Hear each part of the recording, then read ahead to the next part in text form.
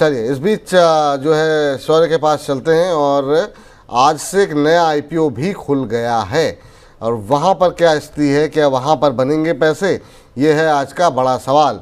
बताइए शौर्य, क्या कुछ ये जो कंपनी है कर रही है, क्या नाम है और क्या प्राइस बैंड है? जी, आज जो कंपनी का आईपीओ खुला है उसका नाम है जिंका लॉजिस्टिक्स सॉल्यूशन। आईपीओ की डिटेल देखें तो 259 से 273 का प्राइस बैंड है। 13 नवंबर से 18 नवंबर तक खुलेगा। लंबा समय इसलिए लग रहा है क्योंकि फ्राइडे को मार्केट बंद रहेगा।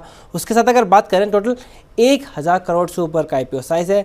1114 करोड़ का आईपीओ साइज़, इसमें से बिल्कुल 50-50 है। आधा फ्रेश इशू है, आधा है ऑफर फॉर सेल। कंपनी का बिजनेस थोड़ा यूनिक है। कंपनी ट्रक ऑपरेटर्स को काफ़ी तरह के फाइनेंसिंग सॉल्यूशंस प्रोवाइड कराते हैं डिजिटल प्लेटफॉर्म के थ्रू, और उस पर कंपनी का 27.52% शेयर है सारे ट्रक ऑपरेटर्स के ऊपर। और यहाँ पे of payments, telematics, freight market place, vehicle financing service provide कराती है ट्रक ऑपरेटर्स को। तो ये कंपनी का बिजनेस मॉडल है। अगर देखें तो ब्रोकर्स की भी हर तरह की राय है। माना जा रहा है कि इसका जनरेट करने का तरीका कैसे, रेवेन्यू का कमीशन लेते हैं इनकम से, जिस तरह से कंपनी जो है पेमेंट ऑफरिंग करती है, और बाकी सब्सक्रिप्शन फीस लेती है जो वो बाकी तरह की सर्विस प्रोवाइड कराती है उस सर्विस के बदले फीस लेके। और मारवाड़ी फाइनेंशियल का मानना है कि इसमें जो है, अगर आप इसके बात करें FY24 की सेल्स है 269।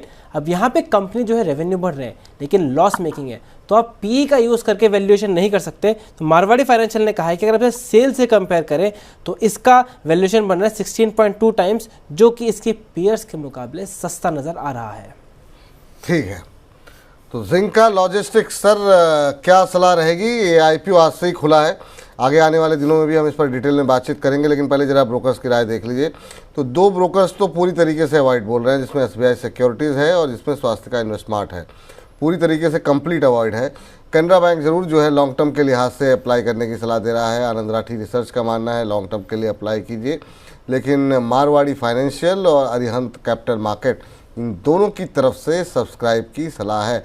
तो बहुमत सब्सक्राइब की तरफ आता हुआ दिखाई दे रहा है, लेकिन इनमें से दो लोग ऐसे हैं जो कि कह रहे हैं कि लॉन्ग टर्म के लिए सब्सक्राइब करना वो ज़्यादा बेहतर रहेगा। सर आपकी टिप्पणी क्या होगी जिंका लॉजिस्टिक्स? देखिए, इस स्टॉक में वही दिक्कत है जो बाकी में रहती है। पहले लॉस मेकिंग कंपनी है, तो जो प्रॉफिट मेकिंग है वो थोड़ी सी महंगी है, तो भी मेरे को दिक्कत नहीं है क्योंकि कहीं ना कहीं डिविडेंड मिल जाएगा। और प्रॉफिट मेकिंग है, प्रॉफिट एनहांस होगा तो शेयर प्राइस एप्रिसिएशन हो जाएगी। पहले तो लॉस मेकिंग, दूसरा OFS में 50% से IPO में 50% से ज्यादा OFS।